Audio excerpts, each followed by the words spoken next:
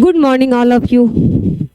आज teachers day है और इस अवसर पर हम सभी स्टूडेंट या हम टीचर्स या जितने भी लोग हैं सभी के जीवन में अलग अलग जीवन के पड़ाव पर उनका मार्गदर्शन करने वाले कहीं न कहीं कोई न कोई उनके गुरु के रूप में उपस्थित रहे हैं।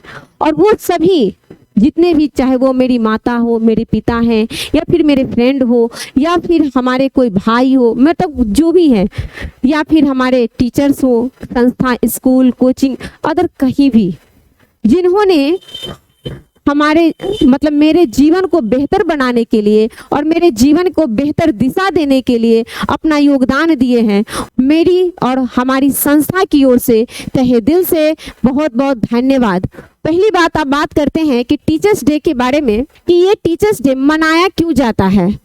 क्योंकि वैसे तो पूरी दुनिया 5 अक्टूबर को टीचर्स डे के रूप में मनाती है, तो ये 5 अक्टूबर वर्ल्ड टीचर्स डे के रूप में, लेकिन भारत और भारतवासी जो राष्ट्रीय टीचर्स डे के रूप में 5 सितंबर को मनाती है, यानी कि हम सभी 5 सितंबर को टीचर्स डे के रूप में मनाते हैं।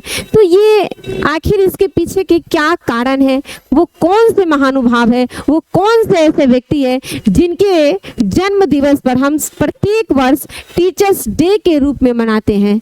तो बात करते हैं हम उनके बारे में, डॉक्टर सर्वपल्ली राधाकृष्णन। डॉक्टर सर्वपल्ली राधाकृष्णन जी, जिनके ही जन्म दिवस पर हम प्रत्येक वर्ष क्या मनाते हैं, टीचर्स डे के रूप में, शिक्षक दिवस। अब बात करते हैं कि डॉक्टर सर्वपल्ली राधाकृष्णन जी के कुछ बेसिक जानकारी के बारे में। सबसे पहली अगर हम बात करेंगे कि इनका जन्म, अगर हम इनके जन्म के बारे में बात करेंगे तो इनका जन्म होता है 5 सितंबर 1888 को। कहाँ पे? तो तमिलनाडु। इनका जन्म हुआ 5 सितंबर 1888 को तमिलनाडु के क्षेत्रों में। अब होता क्या है कि ये एक दार्शनिक, शिक्षक के रूप में भी कह सकते हैं, राजनेता के रूप में कह सकते हैं, इनकी ख्याति है। और ये ऐसे व्यक्ति हैं जो जब अगर हम बात करें 1949 से 1952 की बात, तो ये 1949 से 52 के आसपास में अगर देखें ये टोटल टाइम में, तो ये रूस में राजदूत के रूप में नियुक्त थे। यानी कि ये 1949 से लेकर के 1952 तक ले रूस में अपनी सेवा देते हैं राजदूत के रूप में भारत की ओर से। तो अब इनका जब ये कार्यकाल देखते हैं कि राजनीतिक जीवन की ओर भी, तो यहाँ से ये स्टार्ट हो जाता है, ये राजनीतिक जीवन की ओर में ये राजदूत के रूप में रहते हैं। लेकिन जब 1952 की बात करेंगे तो फिर यहाँ से एक टर्निंग पॉइंट आता है ये कि इन्हें भारत के प्रथम उपराष्ट्रपति के रूप में सेवा करने का मौका मिला। तो ये डॉक्टर सर्वपल्ली राधाकृष्णन जी जो थे, तो इनको 1952 से 1962 में उपराष्ट्रपति के रूप में, वो भी कौन? तो भारत के प्रथम उपराष्ट्रपति के रूप में इन्हें देश की सेवा करने का मौका मिला। फिर बाद में जाकर के अगर हम देखेंगे तो 1962 से 1967 तक ले ये भारत के दूसरे उपराष्ट्रपति नहीं बल्कि दूसरे राष्ट्रपति, इसको अच्छे से लिख देते हैं, राष्ट्रपति सेकेंड, यानी कि दूसरे राष्ट्रपति के रूप में ये नामित होते हैं और देश की सेवा करते हैं। फिर उसके बाद अगर हम देखेंगे इसमें कुछ ऐसे पॉइंट्स आता है 1954 इस साल क्या होता है, इन्हें भारत रत्न से सम्मानित किया गया।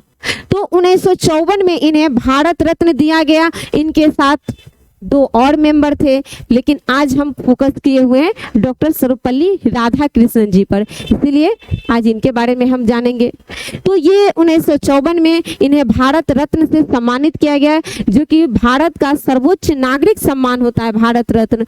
उसके बाद क्या होता है, एक्चुअली हालांकि ये इनके जीवन के कुछ पॉइंट है जो कि याद रखना चाहिए आज हम सभी स्टूडेंट्स के लिए भी, हम सभी जितने भी भारत के नागरिक हैं जिनके जीवन में कोई ना कोई गुरु रहे हैं। तो ये प्रेरणादायी व्यक्ति जिन्होंने एक शब्द बहुत अच्छा बात बताया था, अगर आप लोग भी इसे प्रेरित हो सके, मैं तो बहुत ज़्यादा इंस्पायर रहती हूँ। सबसे पहली बात इन्होंने कहा था कि शिक्षा वो नहीं जो केवल ज्ञान अर्जन करने के लिए हो, यानी केवल ज्ञान अर्जन करना शिक्षा का उद्देश्य नहीं होता है, बल्कि शिक्षा का उद्देश्य होता है मानव समाज के निर्माण के लिए। तो मानव समाज के निर्माण के लिए शिक्षा अगर उपयोगी है तो वही शिक्षा सार्थक है, अन्यथा वह शिक्षा जो केवल अर्जन करके, ज्ञान अर्जन करके हम रखे हैं, वो किसी काम का नहीं होता है। इन्होंने ही कहा था, डॉक्टर सर्वपल्ली राधाकृष्णन जी ने। तो ये इनके कुछ पॉइंट हैं जो आप याद रख सकते हैं, लेकिन इनके जीवन का अगर ज्योति की बात किया जाए, इनके जीवन का अंतिम पड़ाव की बात किया जाए, तो इनका निधन से संबंधित यदि बात हम करेंगे कि इनका निधन कब हो जाता है, तो दोस्तों 17 सितंबर 1975 को इनका निधन हो गया।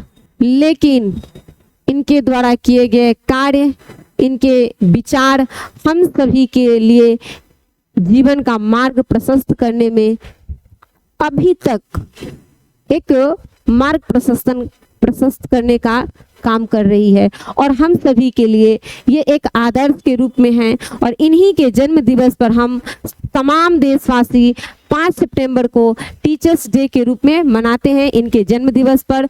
और आप सभी को हमारे और हमारी तरफ से ढेर सारी शुभकामनाएं टीचर्स डे के, और ख़ास तौर पर मैं अपने पिताजी को भी बहुत सारी शुभकामनाएं देना चाहती हूं, क्योंकि मैं उन्हीं के वजह से आज यहाँ हूं, और वो भी एक टीचर ही हैं। मेरे पिताजी मेरे लिए एक टीचर भी हैं, और मेरे पिताजी भी दोनों रूप में मेरे लिए एक आदर्श हैं, पूजनीय हैं। और आज के दिन उनको मैं उनकी पुत्री के रूप में भी और एक स्टूडेंट के रूप में भी बहुत बहुत टीचर्स डे की शुभकामनाएं देती हूँ। तो धन्यवाद, जय हिंद, अपना ख्याल रखें।